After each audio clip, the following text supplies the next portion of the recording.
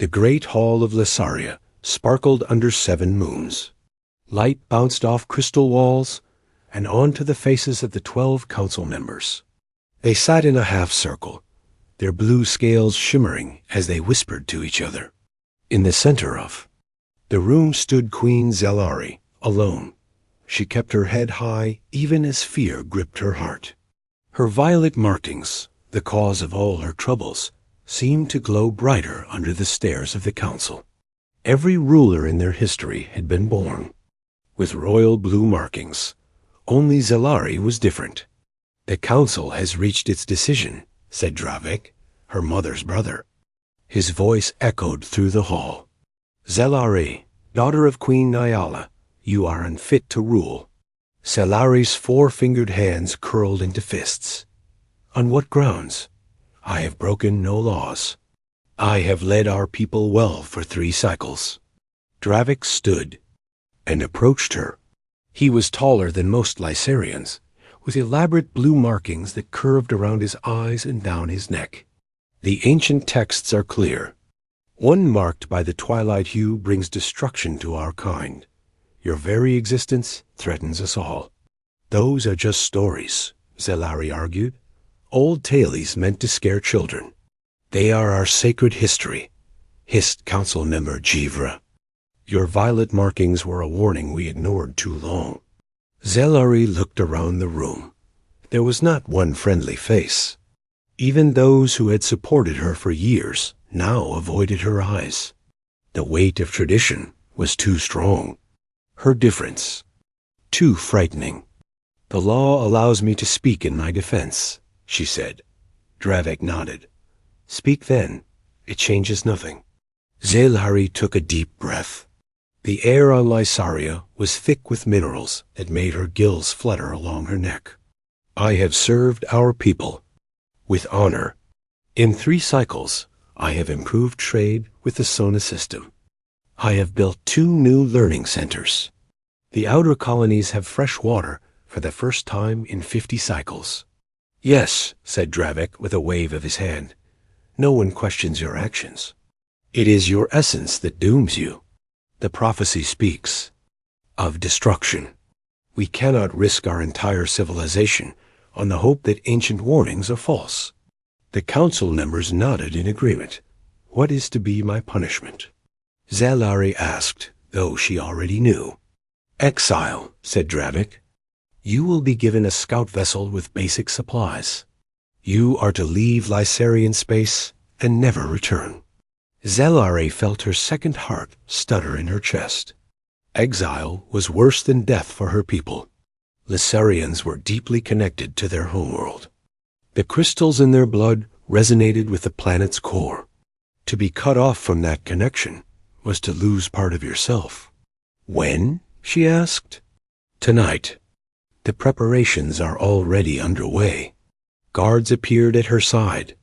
Their faces were hidden behind ceremonial masks, but Zelari recognized Callum by his height. He had been her personal guard since childhood. Now he would help send her away. Forever. Take her to the preparation chamber, Dravik ordered. The ceremony of removal will begin at moonfall.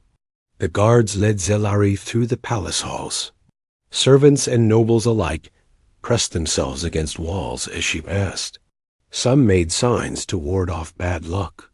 Others simply stared Dot in her chambers. Attendants removed her royal garments. The crown of crystal shards that had been hers since her mother's death was placed in a box. Her ceremonial robes were folded away. They dressed her instead in a simple travel suit, dark and plain. Is there nothing to be done? Whispered Zella, her oldest attendant. The old female had cared for Zelari since she was a hatchling. Nothing. Zelari replied. Their minds are set. Where will you go?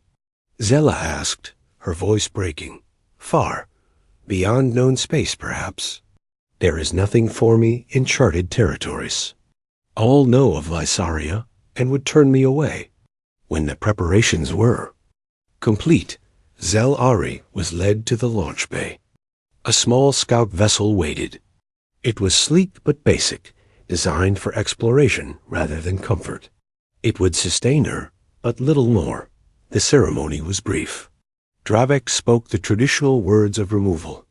A record-keeper struck Zel-Ares, name from the royal lineage. The few witnesses watched in silence. "Have you any final words for your world?" Dravek asked. Zel-Ares looked at her uncle. His eyes held no sadness, only relief. "Remember me as I was," she said. "Not as your fears painted me." She boarded the vessel alone. The door sealed behind her with a soft hiss. Inside, the controls glowed with soft light. The ship was prepared for immediate departure. Through the viewport, she watched as the launch bay doors opened to reveal the night sky. Lissaria's 7 moons hung in perfect alignment, a rare sight. In older days, it would have been seen as a powerful omen. The ship lifted smoothly from the ground. Zel-Ares felt the slight pull as it broke free from the planet's gravity. Soon, the palace was just a glittering point below. Then the cities. Then the continents. Tears formed in her eyes, crystallizing in the corners before falling to shatter on the control panel. Each tear held tiny flecks of the same mineral that gave her blood its violet hue. The difference that had cost her everything. When Lissaria was nothing but a blue-green marble against the blackness of space. Zel-Ares set the ship's course. Farthest edge of known space. Beyond that, only mystery. She programmed the hibernation chamber. Long-term space travel was hard on Lysarian bodies. Sleep was safer. The ship would wake her if it encountered anything of interest or danger. As the hibernation chamber closed around her, Zel-Ares wondered if she would ever see another living being again. The thought was almost too painful to bear. "Perhaps," she whispered to herself, "somewhere in the universe, there is a place for those who are different." The chamber filled with preservation mist. Zel-Ares' consciousness faded. Her last thought was of home, the home that had rejected her. The small scout vessel pushed on through the darkness, carrying its sleeping queen to an unknown destiny. For decades it traveled without incident, its systems humming quietly, its passenger lost in dreamless sleep. Then, in a remote sector far from any charted world, the ship's sensors detected a small planetary system. Nothing remarkable, just a yellow star with several planets orbiting it.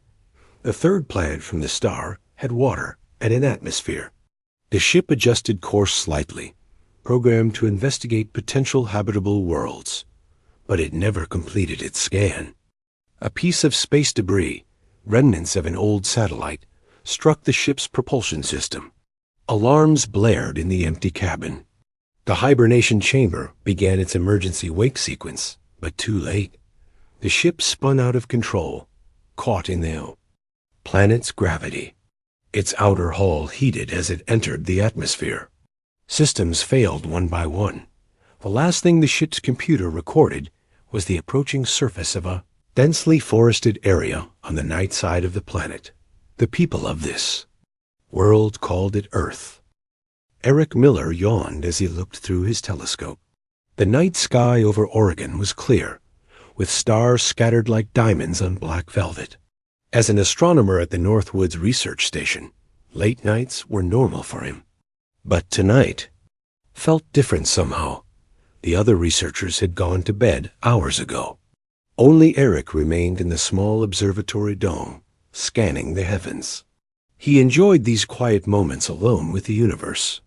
His coffee had gone cold beside him when he saw it, a bright streak across the sky. Too big for a normal shooting star, too fast for a satellite.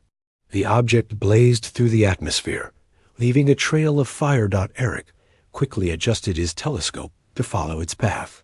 The object was heading for the forest about 20 miles north of the station. He watched as it disappeared behind the distant trees. A moment later, a faint flash lit up the horizon. "Meteorite," he muttered to himself. But something felt wrong. The trajectory had been too controlled, as if the object had been making course corrections. He should report it. That was protocol. Any unusual atmospheric event was to be logged and reported to Station Director Karen Frost, but Karen would just file it away, maybe send out a team in a week or two to look for Space Rocks. Eric made a decision. He closed the observatory dome and hurried to his cabin.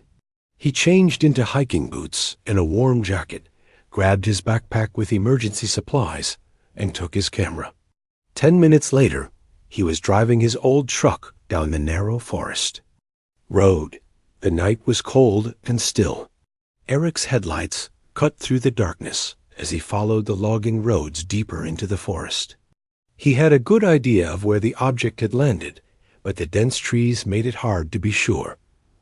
After an hour of driving, he reached a point where the road ended. From here, he would have to continue on foot. Eric took his flashlight and began hiking through the underbrush. The forest was alive with sounds, the hoot of an owl, the rustle of small animals in the leaves. He walked for almost 2 hours, checking his compass and GPS occasionally. Just as he was beginning to think he had misjudged the location, he smelled something burning. Following the scent, Eric pushed through a thick stand of pines and suddenly found himself at the edge of a small clearing. In the center was the crashed object. It wasn't a meteorite.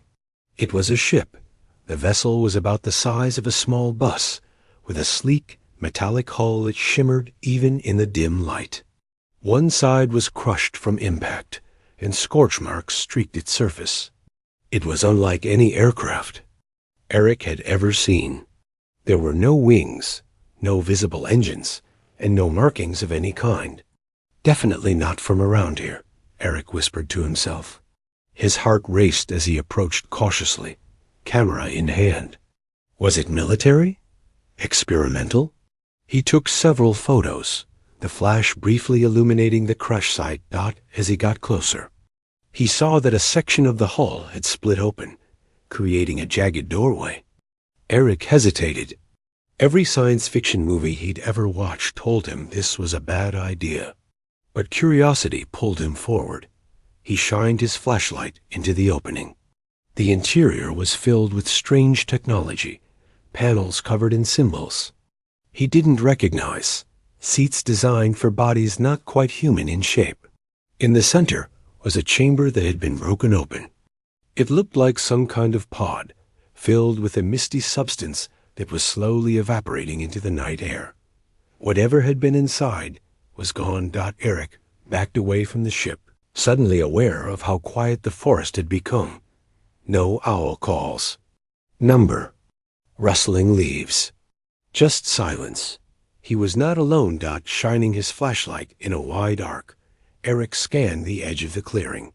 The beam caught something on the ground, a strange glowing footprint. It was unlike any animal track he had ever seen, with 4 distinct toe marks and a narrow heel. The print gave off a faint violet light. There was a trail of these footprints, leading away from the ship and into the forest. Eric should have left. He should have driven back to the station and reported what he'd found. But something compelled him to follow the tracks. He moved slowly, keeping his flashlight trained on the glowing prints. They led him to a small stream that cut through the forest. The water burbled over rocks, catching moonlight on its surface. And there, crouched by the water's edge, was a figure. Eric's breath caught in his throat. The being was tall and slender, with a graceful build that seemed both familiar and alien. Its skin had a faint iridescent quality, covered in scale-like patterns that reflected the moonlight. But most striking were the violet markings that swirled across its form, glowing softly in the darkness. As if sensing his presence, the figure suddenly stood and turned. Eric froze. The being was female in appearance, standing nearly 7 feet tall. Her face was humanoid, but with subtle differences: larger, almond-shaped eyes, a more pronounced brow, and small gill-like structures along her neck. Those eyes now fixed on Eric with an expression of surprise and fear. Neither moved for a long moment. Then Eric slowly lowered his flashlight, trying to appear non-threatening. "I won't hurt you," he said softly. Though he doubted she could understand Dot to his shock, she responded in halting English. "Who ... you? You speak English?" Eric asked. Stunned, the alien touched her throat. "Learn ... quick. Touch. Your coat." She pointed to a jacket Eric had left hanging on a branch while taking photos of the ship. "You learned our language by touching my jacket?" She nodded. "My kind absorb through touch." Eric took a cautious step forward. "My name is Eric. Eric Miller." "Eric," she repeated, the word sounding musical in her voice. "I am Zelari. Are you hurt?" Eric asked, noticing how she held herself stiffly, one arm pressed against her side. "Heal soon," she said. "Need ... Safe place." Eric looked back in the direction of the crashed ship. "Others will come looking for that," he said. "Government people. Military." Fear flashed across Zalari's face. "No, cannot be found. Why are you here? Was the crash an accident?" Zalari's violet markings pulsed slightly. Long story. Was Queen, now exile. She looked up at the stars, very far from home. Something about her sadness touched Eric deeply. Against all logic, and probably against the law, he made a decision. "I know a place," he said. "A cave not far from here. You'll be safe there until we figure something out." "Why help me?" Zelari asked, her head tilting curiously. Eric considered the question. "Because you need it," he finally said. "And because I've spent my whole life looking up at the stars, wondering if we were alone. Now I know we're not." He held out his hand to her. After a moment's hesitation, Zelari reached out with her four-fingered hand and took it. The touch was warm and strange, a connection between two worlds that had never met before.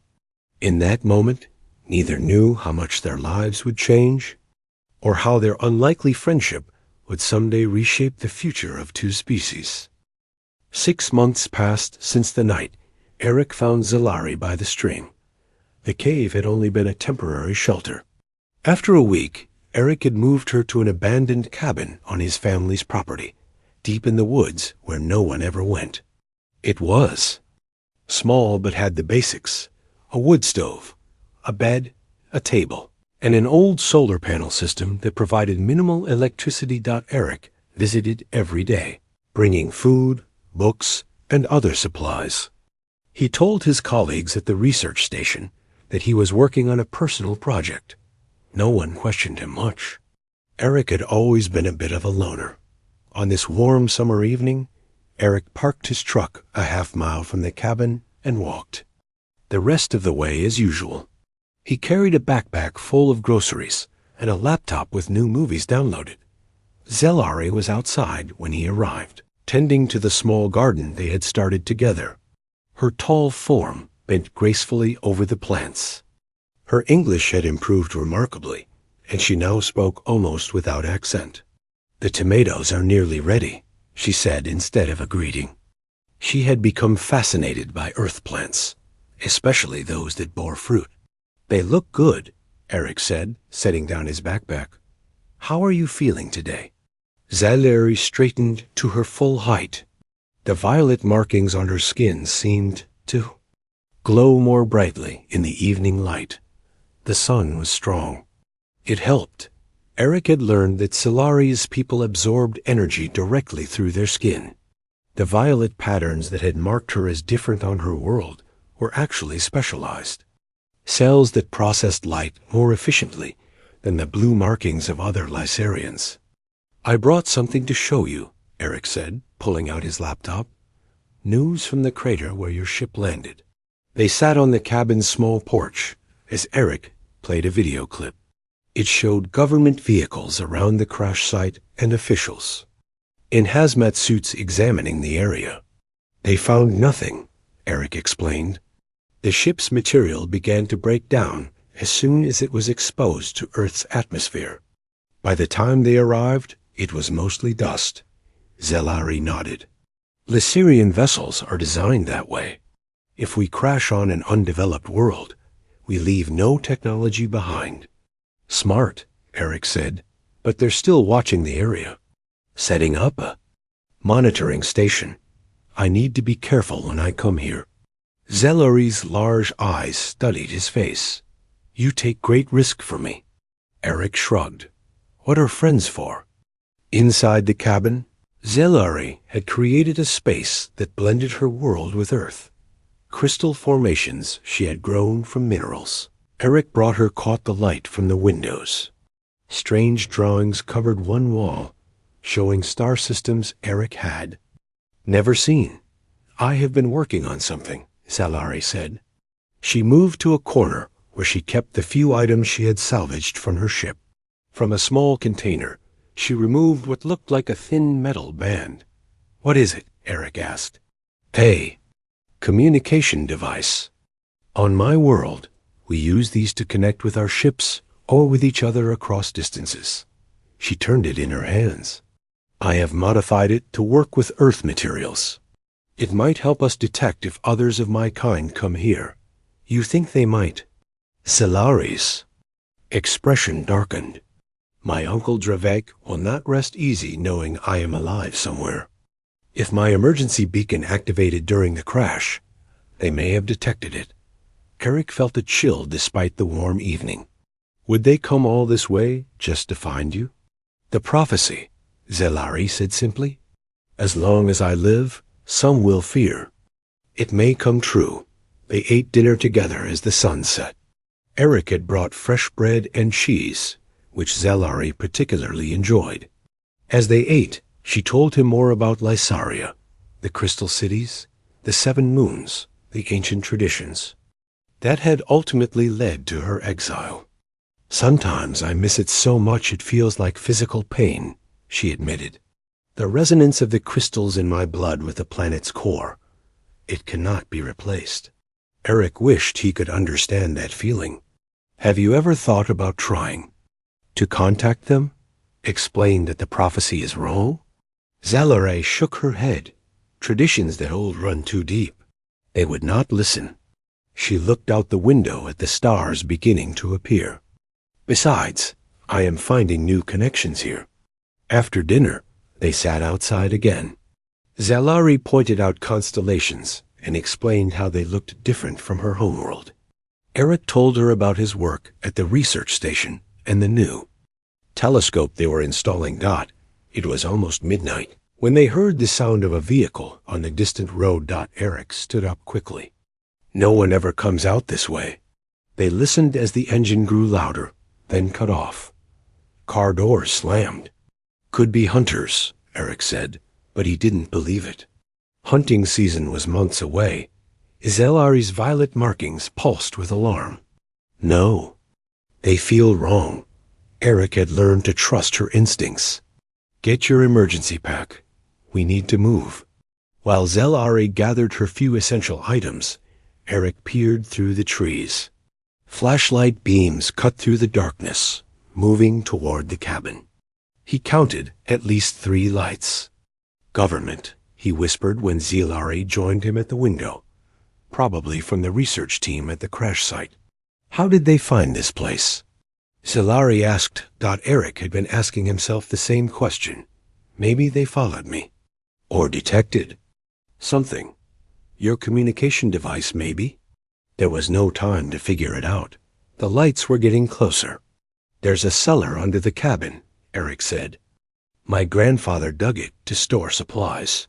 The entrance is hidden under the rug. They quickly moved the small table and rolled back the old rug. Below was a trapdoor with a metal ring. Eric pulled it open to reveal a narrow ladder leading down into darkness. Go, he urged Zelari. I'll try to send them away, then come for you. Zelari hesitated. If they take you ... They won't, Eric promised. I'm just a boring astronomer out for a walk in the woods. Now go. Zelari descended the ladder. Before Eric closed the trapdoor, she looked up at him, her large eyes reflecting. The dim light. Be careful, Eric Miller. You are my only friend in this vast universe. Eric closed the trapdoor, replaced the rug and table, and went outside to meet the approaching lights. He carried a flashlight of his own and tried to look surprised when the beams turned toward him. "Hello?" he called out. "Who's there?" 3 figures emerged from the trees. They wore dark clothes with no obvious markings, but Eric knew government agents when he saw them. 2 men and a woman, all with serious expressions.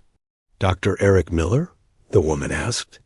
She was tall with short brown hair and sharp eyes.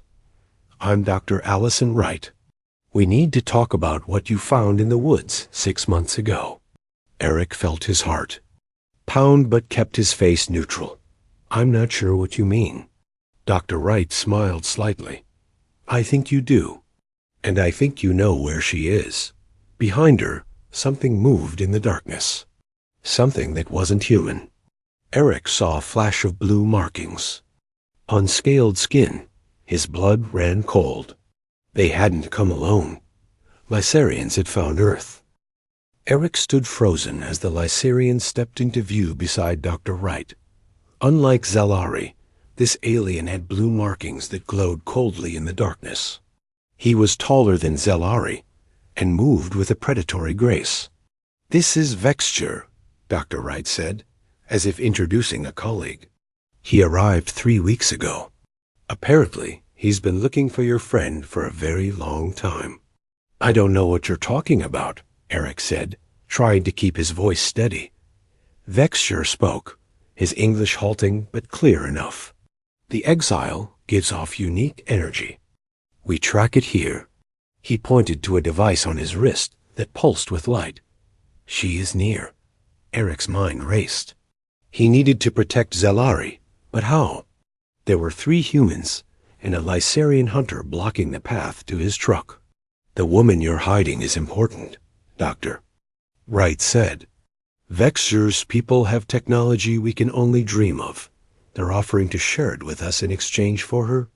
"And what will they do with her?" Eric asked. Vexure's face remained expressionless. "Complete the exile. As law requires." Eric knew what that meant. Death.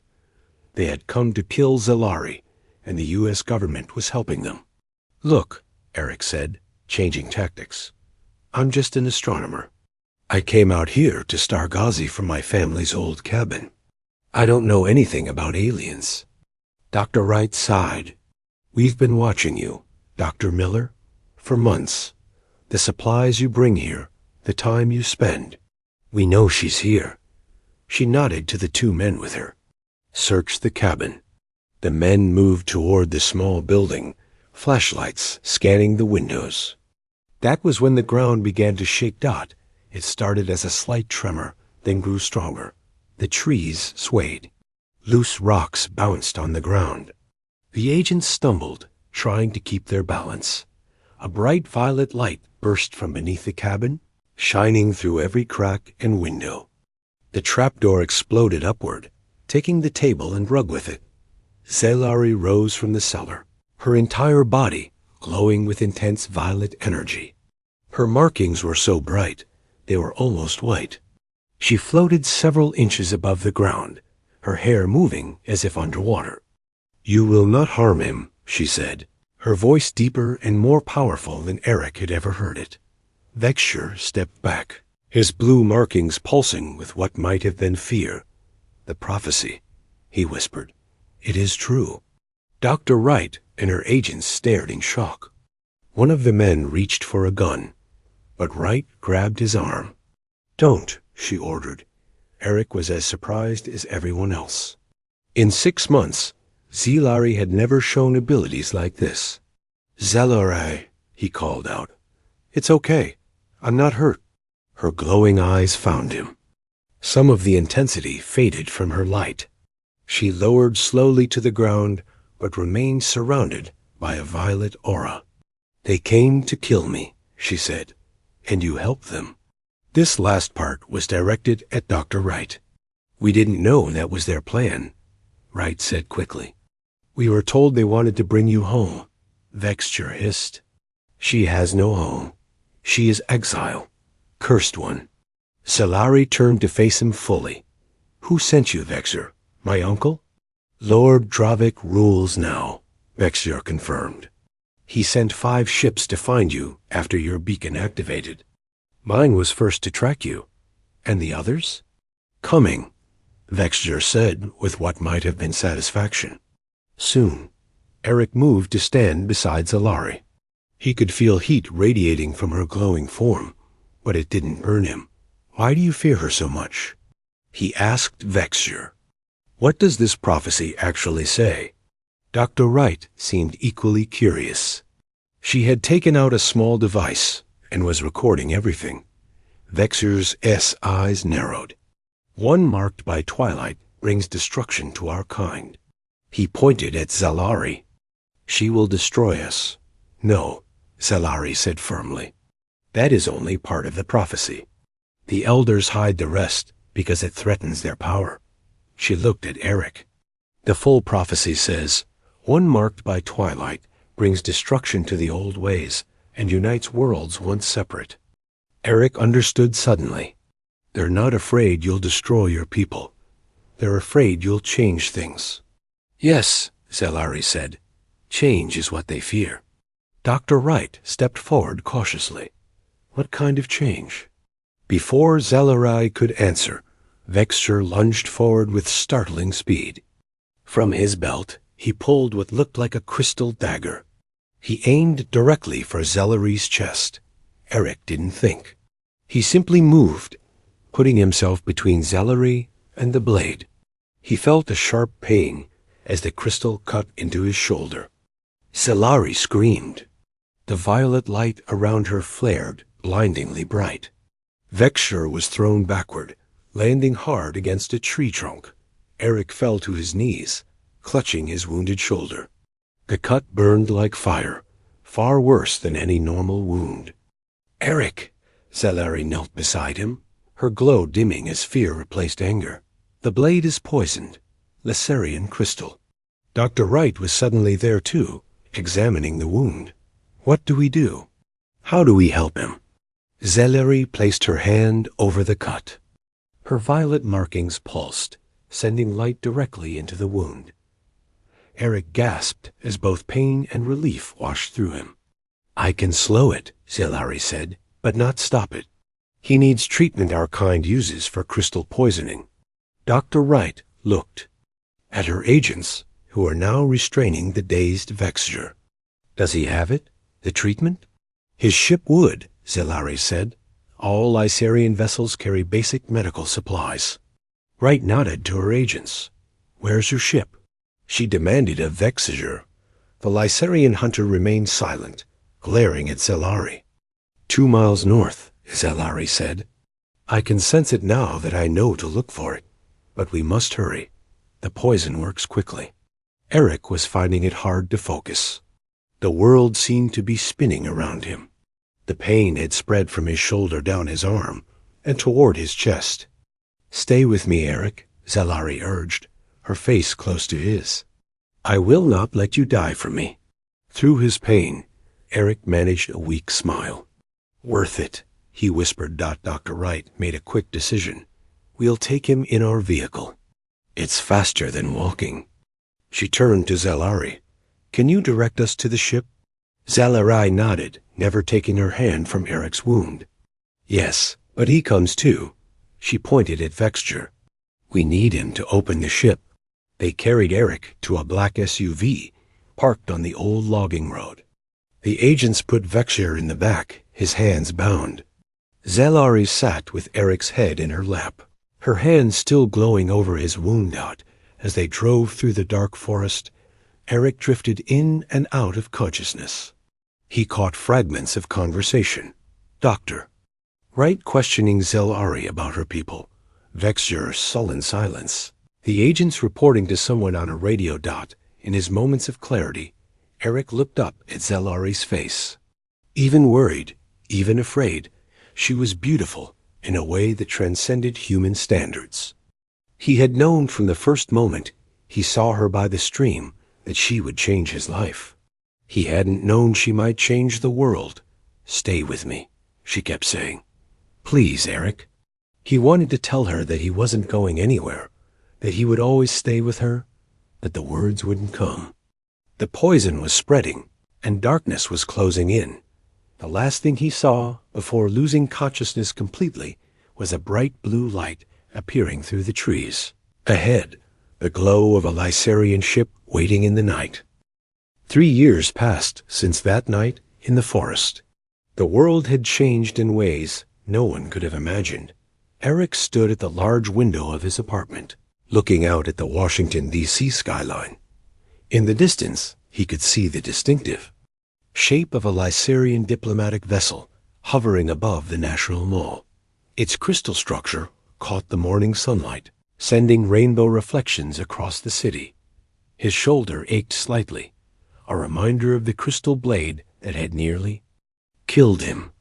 The scar was still there, a starburst pattern of violet lines where Solari had drawn out the poison with her own energy.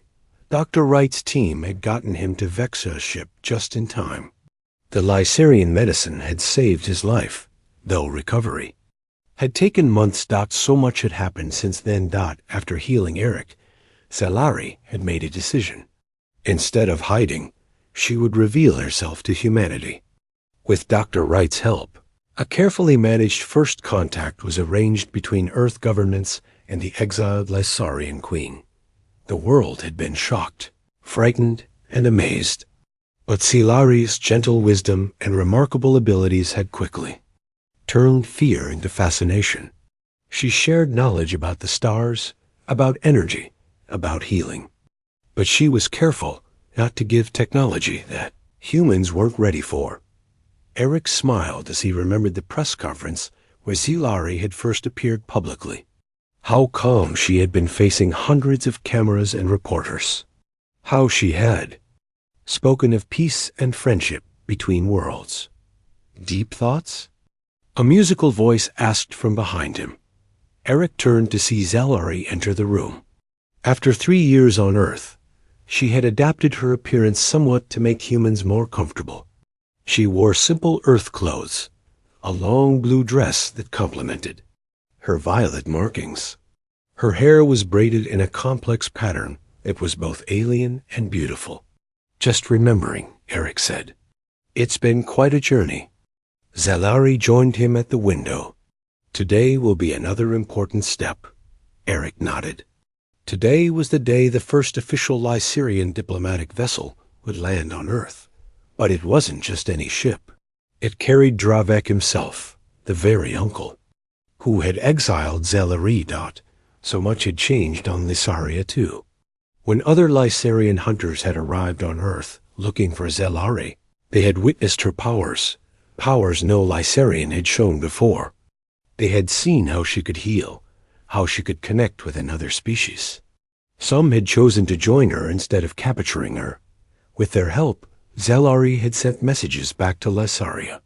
Slowly, a movement had grown there, people questioning the old ways, the old fears. Young Lycerians with violet markings, who had been hiding their differences, came forward. The truth about the prophecy spread. 6 months ago, the news had reached Earth. Dravak's government had fallen. The Lycerian people had demanded change. Now, the former ruler was coming to Earth, not as a conqueror, but as a supplicant.